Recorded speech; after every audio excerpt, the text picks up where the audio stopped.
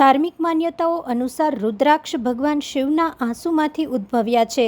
જ્યોતિષીઓના મતે રુદ્રાક્ષ પહેરવાથી લાભ ફક્ત ત્યારે મળે છે જ્યારે તેને સાચી રીતે અને નિયમપૂર્વક પહેરવામાં આવે. આ નિયમ મુજબ એકમુખી રુદ્રાક્ષ પહેરવો સૌથી શુભ ગણાય છે.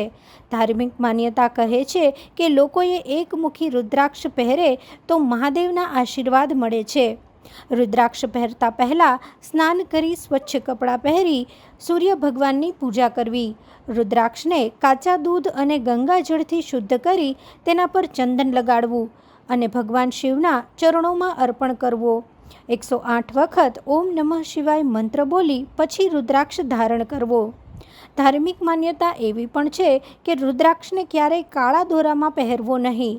રુદ્રાક્ષ પહેર્યા પછી તામસિક ખોરાક, માંસ અને મદિરાનું સેવન કરવું નહીં. રુદ્રાક્ષ પહેરનારે ક્રોધ કરવાથી પણ બચવું અને રાતે સૂતા પહેલાં ગળામાંથી રુદ્રાક્ષ ઉતારી મંદિરમાં રાખી દેવો.